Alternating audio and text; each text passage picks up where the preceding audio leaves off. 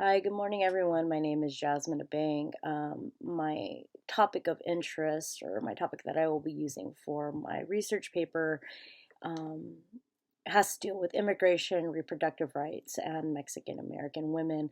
And in this project, I'm specifically highlighting how racial perceptions of white nativists impacted women immigrants and their reproductive rights concerning or in terms of forced eugenics here in Los Angeles. And I will be more importantly highlighting the continuities of the limitations of reproductive rights starting in perhaps the early 20th century all the way into the present day.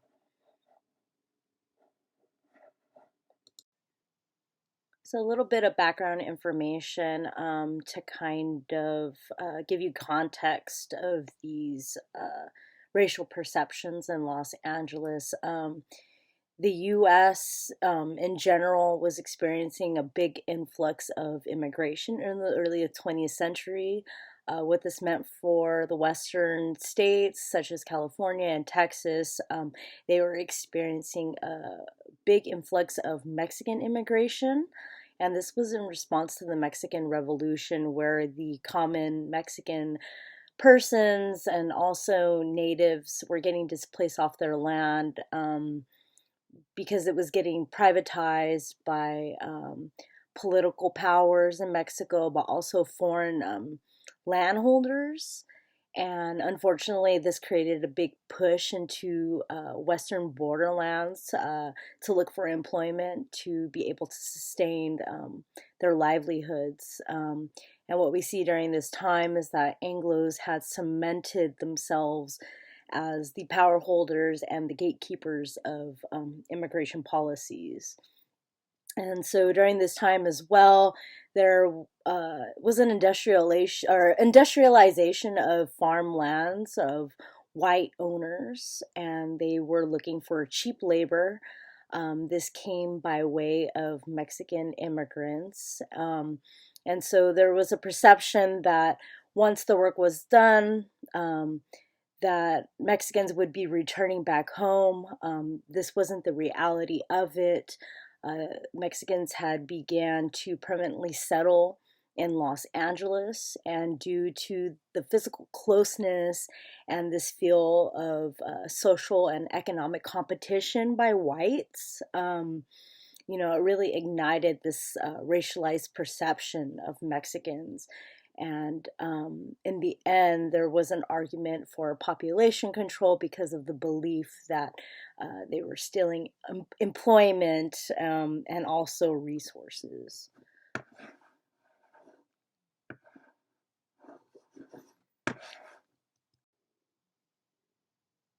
And so, what we see in Los Angeles as the first line of defense was through the route of healthcare and segregating those public institutions and resources. One of the key examples or core examples of this is the establishment of Mexican clinics in densely populated areas with a large Mexican community or Latino community. And usually these healthcare facilities would be very underfunded. They wouldn't come included with, specialized doctors or nurses. Quite the contrary. They would often have no tools, the sanitation, the type of care given to these communities was very lacking.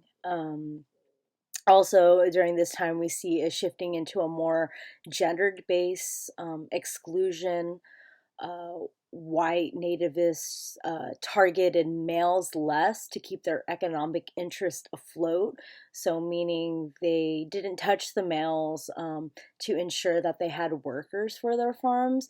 Instead, they targeted women. Uh, Obviously because they were having the babies during this time or in general, and because there was an unwanted population growth in the city. Also, in the end, this is where white America or white Californians started to adopt the idea of eugenics, which was the forced sterilizations, as an acceptable way to decrease population or keep population down, but also, as noted in a document, to solve the Mexican problem.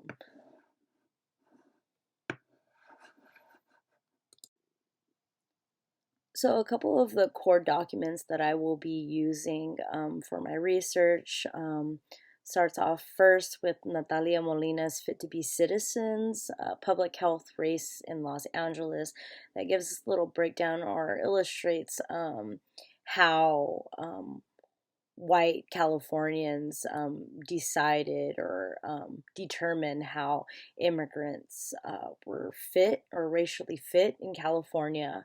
Then we also have Alexandra Mina Stern's Eugenic Nation, which traces eugenics as a form of population control in the US, but we're specifically looking at the part where she traces it in California.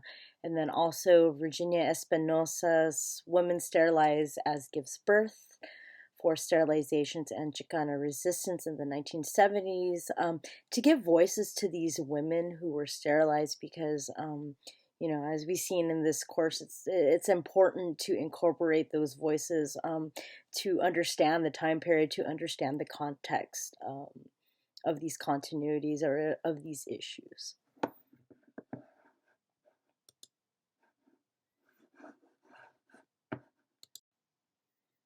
And so for my paper, my thesis is in the early 20th century, eugenics ideology was paired by notions of race, gender, and class that regulated brown women's natural rights over their bodies.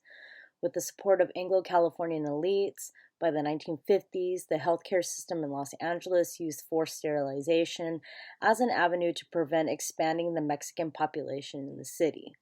Despite the late 1970s class action lawsuit to stop further forced sterilization, white nativist efforts to control reproductive rights continue till this day.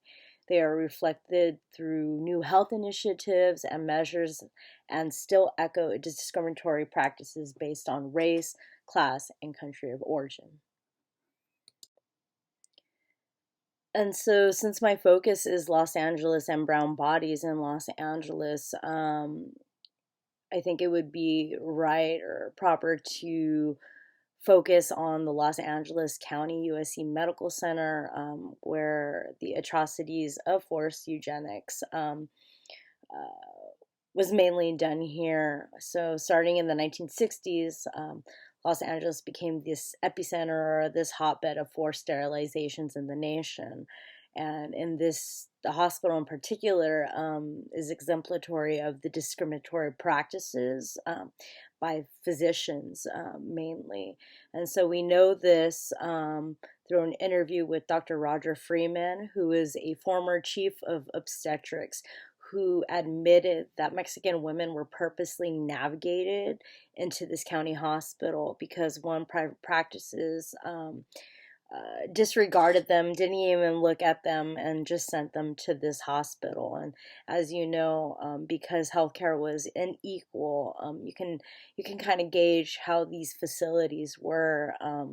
Physicians lacked the ability to communicate with women, which was important, especially you know, when you're trying to discuss what's happening with your bodies. So you see the physician's cultural deficit in the language, obviously lack of information sharing if they're unable to speak to them, a more Spanish speaking based community, then they're unable to give them that vital information about what's happening with their health when it's really needed.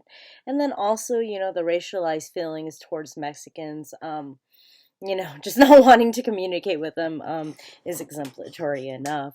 But also, we see the coercion or the manipulation, the threats to sign off on tubal ligation procedures that were actually done when women were giving birth. And we know this with the interview by Dr. Karen Benneker, who was a former medical student, and she witnessed surgeons waving around syringes in women's faces, saying that if they didn't sign or if they didn't want to feel any pain, then they would need to sign.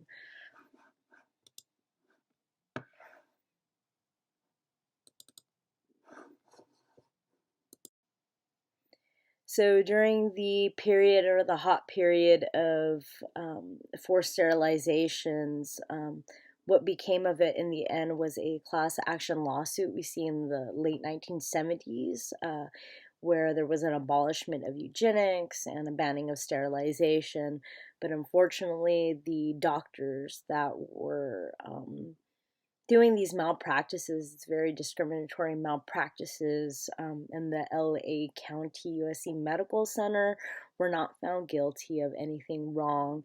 Instead, the courts decided that they were acting in the best interest of the patients. We also see a continuing or a push for more effort by Anglo-Californians to control healthcare, to control brown women's bodies, with the Proposition 187. That was started in the late 80s, but eventually ended up being on the ballot in the early 90s and passing, and this stripped away public resources from undocumented citizens.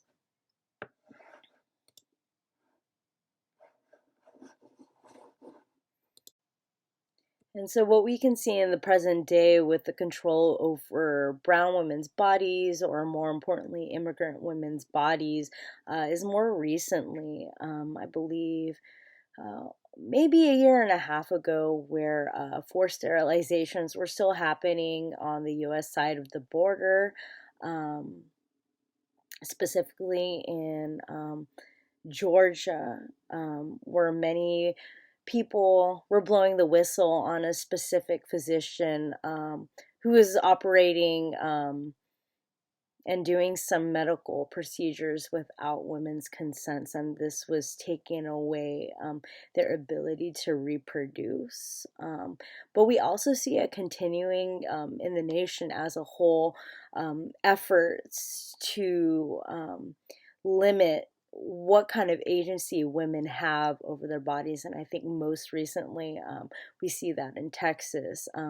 But to say this is an ongoing continuity, it's not just in California, and it's not just with Mexican or women of Mexican origin who are being impacted by this. It's women in general, and especially immigrant women, right? So anyway, that was the end of my presentation, or the end of what I would like to present. Thank you for listening. Bye.